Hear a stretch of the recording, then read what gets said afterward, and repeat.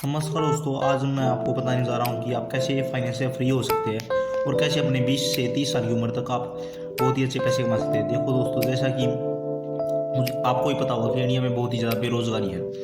अगर आप गवर्नमेंट के भरोसे बैठे रहेंगे तो आपको कुछ नहीं मिलने वाला, ये हकीकत है। जी हाँ, मैंने भी इसके बारे में ठीक सुना आपने, ये हकीकत है। चाहे आप कांग्रेस देख लीजिए या आप बीजेपी गवर्नमेंट को उठा के देख लीजिए, ये जो गवर्नमेंट है ये बहुत ही सबसे खराब गवर्नमेंट हमारी। मैं किसी को सपोर्ट नहीं कर रहा हूँ, ना ही मैं बीजेपी की तरफ हूँ, ना ही मैं कांग्रेस की तरफ हूँ।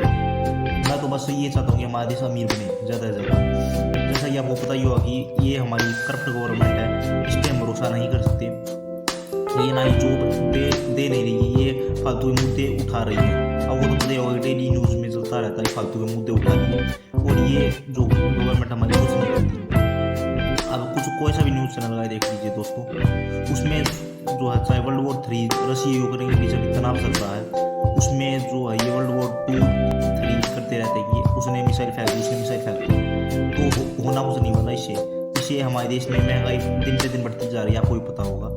तेल जो है 100 रुपये से पार चला गया था, अभी इलेक्शन आ चुके हैं तो तेल भी जो है सस्ता हो चुका है।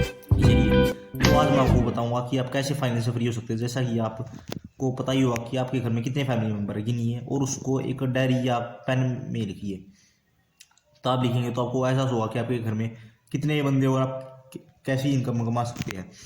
सपोज कीजिए कि आप हस्बैंड है, आपके घर में 4 मेंबर है, 2 बच्चे और हस्बैंड और वाइफ। आप अपनी वाइफ को भी काम पे लगाइए। उसकी जैसे मान लीजिए आपकी सैलरी 30-40 हज़ार है और आपकी वाइफ की सैलरी जो है 10-20 हज़ार नहीं लगेगी, तो उससे जो है घर का एक की सैलरी से तो घर का खर्च चल जाएगा, दूसरी सैलरी से जो आप इन्वेस्ट कर सकते हैं। आप अगर साधारण सी एफडी भी करा लें तो उसमें 5 से 6% रिटर्न मिल जाएगा आपको, जो कि आपको महंगाई से बिल्कुल ही बचाने में मदद करेगा। अगर आप और भी ज़्यादा रिटर्न चाहते हैं तो म्यूचुअल फंड में लगा लीजिए, उसमें आपको 10 से 15% रिटर्न मिल जाएगा।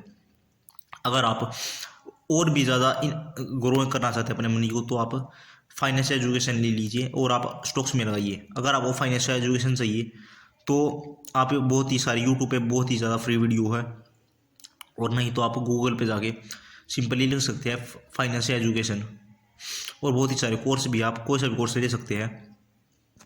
सबसे पहला स्टेप तो ये रहेगा दोस्तों कि आप अपने खर्चों को मैनेज कीजिए, एक कॉपी और पेन लेके। उसमें ये देखिए कि आप कौन सा खर्च कर रहे हैं महीने का। और दूसरा स्टेप ये है कि दोस्तों, जैसे आपने खर्चे अपने लिख लिए तो आप एक खर्च जो आपके खर्चे बिन बात के उनको बिल्कुल ही काट दीजिए। आप ऐसा करते हैं तो आपको जो फाइनेंशियल एजुकेशन ज्ञान होगा और आपके खर्चे जो आप बिल्कुल ही कम करने लगे खर्चे अपने। और दोस्तों, तीसरा स्टेप मैं बताता हूँ कि आप अपना एक साइड हसल शुरू कीजिए। जैसे कि आपने देखा होगा कि ऑनलाइन जो है बहुत ही ज़्यादा तरीके पैसे कमाने के। आप अपना ऑनलाइन खुद का बिजनेस शुरू कर सकते हैं। मीशो का हो गया, स्वैगवर्क्स का हो गया, ऐड चला के भी आप पैसे कमा सकते हैं। कंटेंट क्रिएशन हो गया या कुछ भी हो गया, आप इनसे तो पैसे कमा सकते हैं। साथ ही बहुत ही जैसे आपने जोमेटो में जॉब कर ली, वो भी एक साइड हसल होता है एक तरह का। आपको अगर जल्दी जल्दी पैसे चाहिए तो आप वो कर सकते हैं।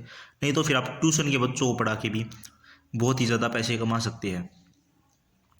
अगर आप कॉलेज स्टूडेंट हैं तो आप ट्यूशन के बच्चों को पढ़ाइए और अपनी कुछ साइड हसल शुरू कीजिए। उसमें फिर एक बिजनेस शुरू कर लीजिए। ड्रॉप शिपिंग का हो गया। अगर आपको प्रोडक्ट नहीं है आपके पास तो आप मीशो से डालिए, फेसबुक पे, इंस्टाग्राम पे अपनी रीच भी बढ़ेगी आपकी, आपको ब्रांड प्रमोशन भी मिलेगा और आप प्रोडक्ट बेच के पैसे कमा पाएंगे, उन पैसों को ग्रो भी कर पाएंगे। देखो दोस्तों, मैंने 4 रास्ते बता दिए पैसा कमाने के। अब आप सोच कर आज ही शुरू कीजिए अपना साइड हसल। और दोस्तों, 14 स्टेप मैं बताता हूँ कि आप जो है अपने फैमिली मेम्बर को फिर अपने फैमिली मेम्बर को भेजिए जॉब पे। चाहे आपके 3-4 फैमिली मेम्बर उनको आप जॉब पे भेजिए।